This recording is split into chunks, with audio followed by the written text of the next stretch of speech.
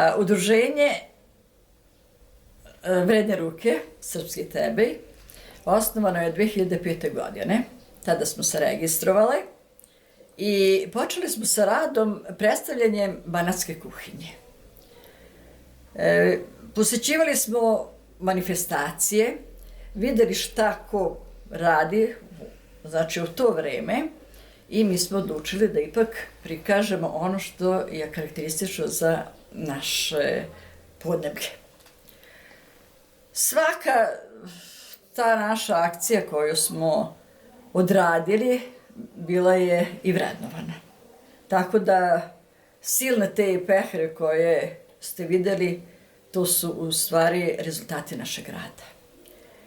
Sada, pošto svi uglavnom većina udruženja prave kolače, mi smo nekako rešili da proširimo delatnost našeg udruženja i pre 2 godine počeli smo da kuvamo pekmez od naših šljiva. Prve godine to je uglavnom bilo čisto ono da se pokaže, poklanjali smo, nije bila toliko prodaja, dok prošle godine već imali smo uspeh u tome. Po čemu je specifičan vaš pekmez od šljive? Pa specifičan je po mestu gde se nalazi i to je posebna vrsta šljive koja uspeva ovde u Tebeju. Obično kažemo da ima 4 do 5 vrsta, imaju svoje nazive i koriste se za, posle kažem za pekmez, najviše za kuvanje slatko, pravljenje kompota, a naravno i za rakiju. Svaka šljiva ima svoju namenu. A kako se zove vaš pekmez? Naš pekmez je od turgunjače kuvan i od cepovače. Turgunjača je šljiva koja dospeva ranije, a cepovača razlikuje se i po boji i po obliku i po slasti naravno, ona je kasnije. Tako da nam odgovara da imamo 2 različita perioda kad kuvamo i kad možemo da plasiramo naš pekmez. Dakle, to nije obična šljiva, to je i tebejska šljiva. Tačno. Mi je zovemo i tebejska šljiva baš zbog toga što jeste posebno. Pokušavali su na razne, mnogi, da uzimaju izdanke, ali ne može da donese plod kao što je ovdje u Tebeju. Vaše udruženje ima i jednu manifestaciju koju organizujete godinama. Tačno. Evo ove godine, bit će 14. put, 14. godina kako organizujemo Banatsku testijadu. S obzirom da je ovo poljoprivredni kraj i mislili smo sve šta ćemo jednostavno da predstavimo na toj manifestaciji i odlučili smo da to bude razne đakonije od testa, od razne vrste brašna i urodilo nam je plod. Naša manifestacija traje 2 dana. Tako smo počeli od prvog dana, to radimo i dan danas. Prva nedelja septembra meseca, znači kad deca krenu u školu, zato što tu uključujemo i školsku decu, a što je najinteresantnije, predškolce. Oni su nam tu najinteresantniji, oni imaju svoje radionice gde oni mese i naslov, tema te njihove radionice Mesim i ja. Tako da uživaju deca, uživamo mi koji organizujemo, a uživaju oni koji gledaju. Ta naša manifestacija je regionalnog karaktera.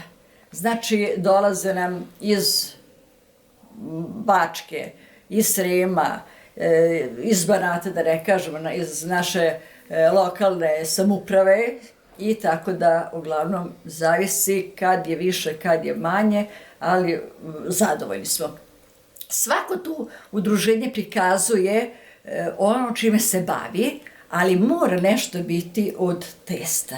Znači, šta žele, ali je da se vidi da je to odgovor na temu naše manifestacije. Ne može sada kolar da donese pravljene, ne znam, rakete, kola ili nešto, a došao je na banatsku testijadu. Kuva se takođe i obično banatski, mi kažemo banatski paprikaš, ali moraju biti knedle od brašna. Znači, ne sa krompirom, nego opet uključujemo brašno kako je to i po banatskom običaju. Koliko žena se nalazi u vašem udruženju? Pa mi imamo sada 19 žena, od toga jedno 10 je aktivni što eto, računamo da idu na ta druženja, da idu na manifestacije, mada sve žene učestvuju u pravljenju. Recimo, treba posetiti neku manifestaciju, sve one učestvuju i daju svoj prilog da bi jednostavno mogli da odradimo ono što smo zamislili ili što se već traži od nas. Šta je ono čime ste se bavili zimus, kada nije bilo šljive?